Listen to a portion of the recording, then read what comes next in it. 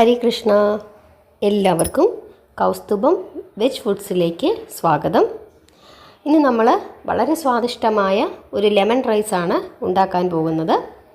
നമ്മൾ അടുപ്പയിൽ വെള്ളം വെച്ചു, വെള്ളം നന്നായിട്ട് തിളയ്ക്കുന്നു. അപ്പോൾ നമ്മൾ അരിയിടണം. അരി എപ്പോഴും ലെമൺ റൈസിന് ഒന്നുകിൽ പൊന്നി അരി, അതല്ലെങ്കിൽ പച്ചരി, അല്ലെങ്കിൽ സോനാ മസൂരി, ഇതൊക്കെയാണ് എപ്പോഴും നല്ലത്. ബസ്മതി റൈസ് അത്ര രുചിയുള്ളതായിട്ട് എനിക്ക് തോന്നിയിട്ടില്ല. ഞാൻ എൻ്റെ കയ്യിൽ സോനാ മസൂരിയാണുള്ളത്, ഞാൻ അതാണ് ഇട്ടത്. നല്ലതാണ് പച്ചരിയോ അല്ലെങ്കിൽ പൊന്നിയരിയോ സോനാ മസൂരിയൊക്കെ ഉപയോഗിക്കുന്നത്. ഉപ്പുമൊക്കെ ഇട്ട് തിളച്ച് അത് വെന്തതിന് ശേഷം അത് ഊറ്റി മാറ്റി വെച്ചു. എന്നിട്ട് പാൻ അടുപ്പേ വെച്ചു, എണ്ണ ഒഴിച്ചു. എണ്ണ നല്ലെണ്ണയോ അല്ലെങ്കിൽ സൺഫ്ലവർ ഓയിലോ വളരെ നല്ലതാണ്. കപ്പലണ്ടി, അതുപോലെ തന്നെ ഉഴുന്നുപരിപ്പ്, കടലപ്പരിപ്പ് ഇത്ര ഇട്ടിട്ട് ചെറിയ തീയിൽ അതൊന്ന് റോസ്റ്റ് ചെയ്തെടുത്തു.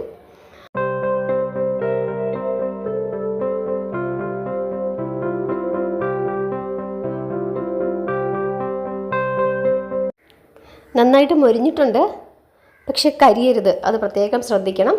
അവസാനം ഞാൻ തീ ഓഫ് ചെയ്തിട്ട് ഈ വറ്റൽമുളകും കൂടെ ചേർത്തു. ആദ്യമേ മുളക് ഇട്ട് കഴിയുമ്പോഴേക്കും മുളക് അങ്ങ് കരിഞ്ഞു പോവും.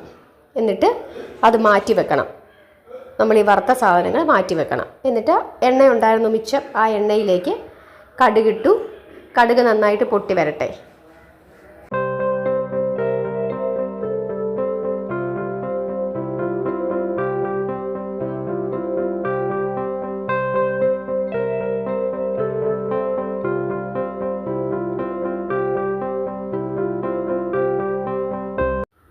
കടുക് പൊട്ടി വന്നപ്പോഴേക്കും അതിലേക്ക് ഇഞ്ചി ചെറുതായിട്ട് അരിഞ്ഞതും പച്ചമുളകും ചേർത്തു.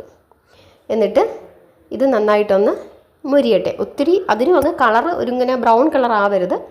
ചെറുതായിട്ടൊന്ന് ആ ഇഞ്ചിയുടെ പച്ചച്ചൊവയൊക്കെ മാറുന്ന രീതിയിൽ ഒന്ന് വഴറ്റിയെടുക്കണം. അങ്ങനെ വഴന്ന് വരുമ്പോഴേക്കും തീ നന്നായിട്ട് കുറച്ച് വെക്കണം, ഇല്ലെങ്കിൽ തീ നിർത്തിക്കോളൂ, എന്നാലും പ്രശ്നമില്ല.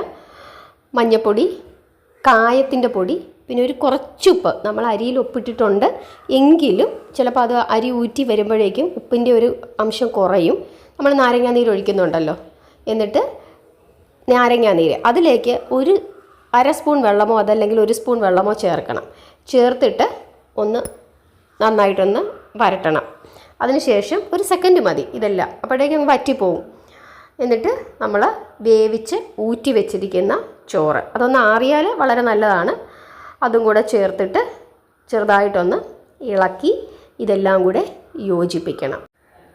എന്നിട്ട് അവസാനം നമ്മൾ വറുത്ത് വെച്ചിരുന്ന കപ്പലണ്ടിയൊക്കെ ഉണ്ടല്ലോ, അതും കൂടെ ചേർത്ത് ഉപ്പൊക്കെ പാകമാണോ നോക്കി വാങ്ങണം.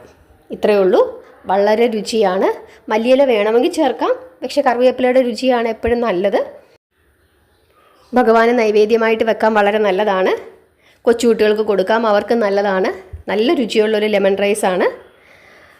അരിയുടെ കാര്യത്തിൽ പ്രത്യേകം ശ്രദ്ധിക്കുക. ഇതുപോലുള്ള ചെറിയ അരികൾ ആണ് ഏറ്റവും നല്ലത്. ബസ്മതി റൈസിന് അത്ര രുചി എനിക്ക് തോന്നാറില്ല. എല്ലാവരും ഒന്ന് ഉണ്ടാക്കി നോക്കണം. ഹരേ കൃഷ്ണ.